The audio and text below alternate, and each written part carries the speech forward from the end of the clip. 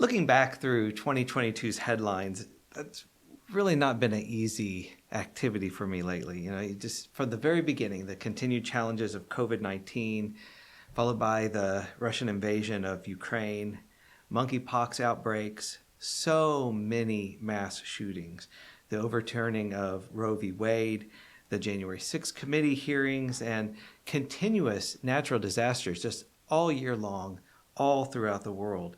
We're filling up our headlines, and that's just to name a few. We typically spend our weeks and months here bringing these challenges into our awareness because we want to live and act intentionally. We commit to continually working together to know how to respond with both wisdom and compassion to the urgent needs that we face and to take care not to harm one another or the earth. The new year is a natural time to recommit to this, to name our resolutions, or I prefer even more to say to name our aspirations. In the sermon Roger shared last week, we remembered, in his words, if we want a healthy society that doesn't abuse the poor, always fall back into warfare while killing the planet and taking away basic human rights for minorities, then we have to choose to be responsible, informed, thinking, moral people. So that's what we try to do, to continue to face head-on the suffering in the world, because honestly engaging with that suffering is essential if we're ever going to change. But that emphasis alone can also be disheartening and exhausting. Our aspirations have to be grounded in our personal and collective well-being. If we're going to have the energy to carry us through, to keep working together to help birth a beautiful, caring, and just world, then we have to be equally committed to cultivating our well-being here in the present moment. At the very least, we need glimpses of a world where justice and joy are what is normal. Otherwise, it's really easy to give up, to burn out, and just turn away. So we also try to hold those aspirations in mind, with our emphasis on orthopraxy. In my own reflections of late, I've been returning to a Buddhist text called the Discourse on Happiness. It's been described by Parallax Press as a gentle reminder of the common human values and endeavors that are often forgotten in daily life, and reminds readers of the happiness derived from simple things. That seemed like just the thing that would be good for me to think about. So I'm spending my sermons in January and February reflecting on topics inspired by this simple discourse. I hope it can help us explore ways we can encourage each other to cultivate happiness and well-being right now, even as we continue to engage with and transform the injustice and cruelty of the world. And this discourse begins in a lovely place, in a garden, with a deva seeking out the Buddha and making a request. It begins like this: "This is what I've heard. At one time, the Blessed One was staying at Savatthi in the Jeta Grove and at the Pindika's monastery. On that occasion, as the night was coming to an end, a certain god of great beauty approached the Blessed One while illuminating the whole grove. After bowing to the Blessed One, they stood to one side and spoke a verse. Many gods and humans desiring well-being are seekers of good fortune. Please tell me the greatest good fortune." In Buddhist cosmology, the devas, here translated as a certain god of great beauty, these devas included several varieties of celestial beings that live in what generally we might describe as blissful states, heaven realms. Oversimplifying a little bit, we could say these were the folks who had it all. And yet, here was the deva, still seeking advice from the Buddha. The fact that they were still seeking out, can you tell me what is the greatest good fortune? Can you tell me what the greatest happiness is? That's telling. Not even living in a celestial realm characterized by pleasant experiences all the time had brought about a complete end to their suffering.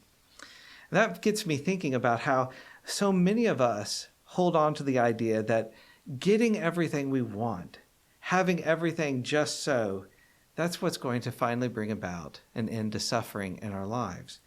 And there is some important truth in that, especially when it comes to looking at things like poverty and injustice. We need our needs to be met, and meeting our needs is generally pleasant. Chronically unmet needs undermine our happiness and well-being. Oppressive systems that systematically exploit and marginalize people undermine our happiness and well-being. The unhealed trauma that these systems so efficiently produce in us undermines our happiness and well-being. The happiness we are trying to cultivate doesn't turn away from that kind of suffering, and it doesn't accommodate injustice. The happiness that springs from wisdom and compassion heal those wounds and make true community possible. But the Deva is reminding us of something simple and important. The Devas who had it all were still seeking some certainty when it came to happiness and good fortune. How much more, then, for us humans? Life, even the very best and most pleasant life you can imagine, is always going to include pain and disappointment. Even the most pain-free, suffering-free of lives will include sickness, old age, and death. We'll experience separation from the people we love, and we'll have to spend a lot more time than we'd like with people we would rather avoid. But instead of getting lost in either the pleasant or the unpleasant, that push or pull of desire, the Buddha was talking about another way of transforming our relationship with what we experience. Looking at that Deva, we can be reminded that even having everything pleasant all the time does not mean we no longer have any suffering. Pleasant things inevitably come to an end. And we can get swept away in our fear of those endings and our determination to hold on to impermanent things. If we don't come to terms with that reality, we're much more likely to get caught up in greed, hatred, and delusion than we are to know happiness, joy, and peace. But how we come to terms with that reality, that's also important. The name of this discourse is the Maha Mangala Sutta, often translated as the greatest or the highest. That's the word Maha, fortune or happiness, Mangala. As Dr. R.L. Soni has pointed out, a Mangala in popular usage often referred to something like a lucky charm, an omen, a protective blessing. In the face of all the uncertainties of life, the mind can just crave some assurance that things are going to turn out the way we want them to turn out. And that gives rise to what Soni called a superstitious and selfish pattern of mind, which interprets objective and subjective happenings in life as forebodings of personal weal and woe. Reading the tea leaves, being able to look into the future and know, okay, everything's going to be all right.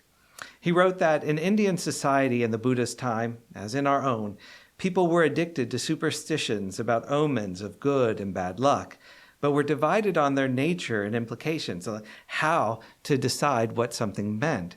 We can understand why those things would be the case, even if we also understand why that impulse doesn't meet our long-term needs. Our happiness and well-being is not something we want to be wrong about. So people become argumentative. They become passionate. We seek omens in an attempt to find some certainty in the face of uncertainty.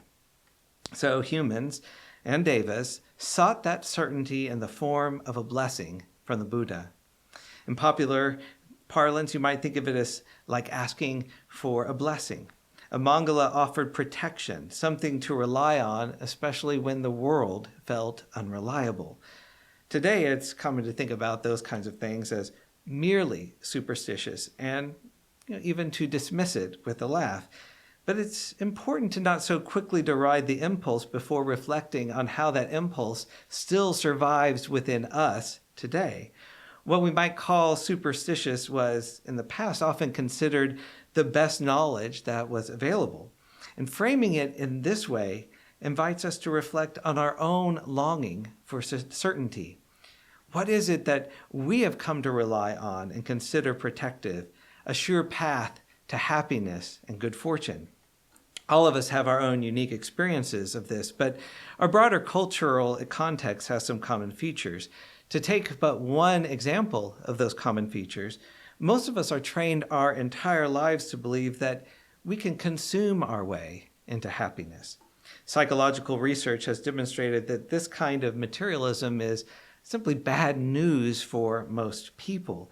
If you have less money than you want, conflicting desires commonly are going to lead you to unhappiness because you can't possibly fulfill all the things that you desire. And even the very wealthy are not typically happier than what the researchers call non-materialists. Their wealth just allows them to stockpile pleasant experiences enough to catch up with the happiness of non-materialists. As a society, we carry that dissatisfaction with us, even as we carry that constant craving for more. If I could just have this other thing, then I could be happy. As Tori DeAngelis observed, as with all things psychological, the relationship between mental state and materialism is complex. Indeed, researchers are still trying to ascertain whether materialism stokes unhappiness, unhappiness fuels materialism, or both. In simple terms, a strong consumerist bent, what William Wordsworth in 1807 called getting and spending, can promote happiness because it takes time away from the things that can nurture happiness, including relationships with family and friends." End quote. Yet even with that said, can you feel how easy it is to still fall into that trap? And while it may not be the sort of thing that we are used to calling superstitious, our consumer obsessions operate in much the same way. An unjustified confidence in consumption as a pathway to happiness keeps us from connecting with what really brings about happiness, while unwittingly fueling social disparities and ecological devastation. In contrast, the Buddha emphasized that it is our spiritual and reflective practices and the resulting habits that actually give us some measure of protection and make happiness and well-being possible. And that was the Buddha's response to the question that was so often just casually answered with amulets and good luck charms. As Dr. Soni wrote, the Buddha was opposed to anything that fettered the healthy growth of the human mind. He raised his voice against such superstitions. He denounced luck or fortune or auspiciousness and proclaimed instead human behavior, associations, and activities as the real origins of fortune or misfortune. Thus, the emphasis was shifted to the individual responsibility, rational thinking, social obligations, and self-confidence. And this had far-reaching effects in improving both human relationships and the efficiency of the human mind. End quote. That emphasis on practice, at least for me, is amazingly empowering. It can free us from passivity, free us from the idea that we need to wait around for someone or something to finally make everything okay, and invite us to consider what we can do in this very moment to make well-being and happiness at least a little bit more possible. As Ajahn Chah taught, it's like this. You study with a spiritual teacher, and he tells you to give up greed and anger. He tells you they're harmful and that you need to get rid of them. Then you may practice to do that. But getting rid of greed and anger didn't come about just because he taught you. You had to actually practice and do that. Through practice, you came to realize something for yourself. You see greed in your mind, and you give it up. You see anger in your mind, and you give it up. The teacher doesn't get rid of it for you. He tells you about getting rid of them, but it doesn't happen just because he tells you. You do the practice and come to the realization you understand these things for yourself. And this is ultimately what the Discourse on Happiness is all about. In each stanza, the Buddha will share a practice or a commitment that helps us minimize suffering and harm and that makes well-being, joy, and peace more possible. The practices themselves are making a space for happiness to become something real. They offer a measure of protection, too, both for ourselves and for others. These protective factors arise because we're actively finding ways to live together that is founded in generosity, kindness, and wisdom, instead of being fueled by the greed, hatred, and delusion that we so often find everywhere else. When we practice this kind of happiness, we're less likely to harm ourselves or others.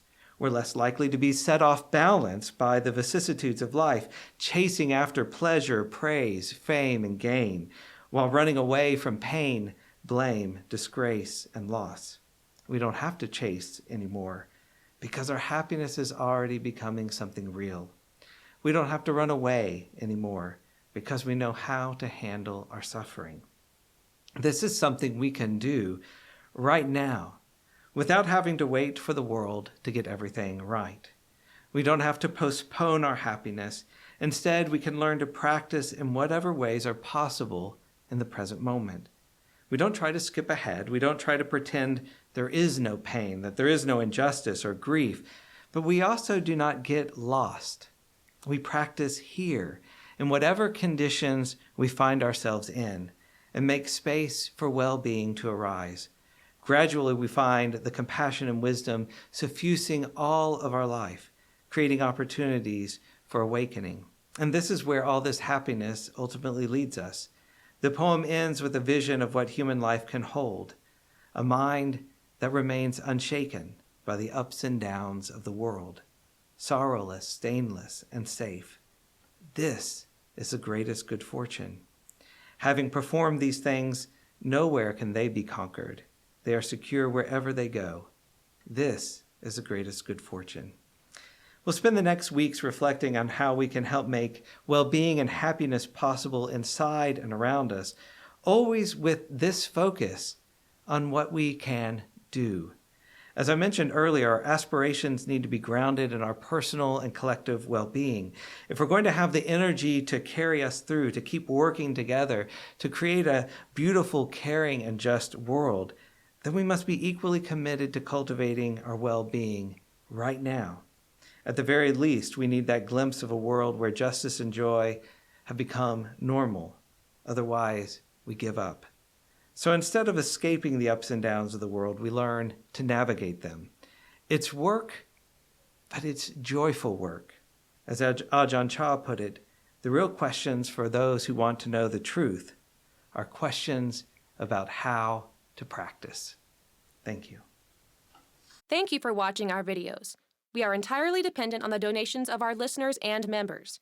We hope that you find this content to be important enough to help us to keep offering these videos to the public at no charge by becoming a regular contributor. Please click on the donate button on our website at www.spfccc.org. Thank you for your support of progressive religious programming.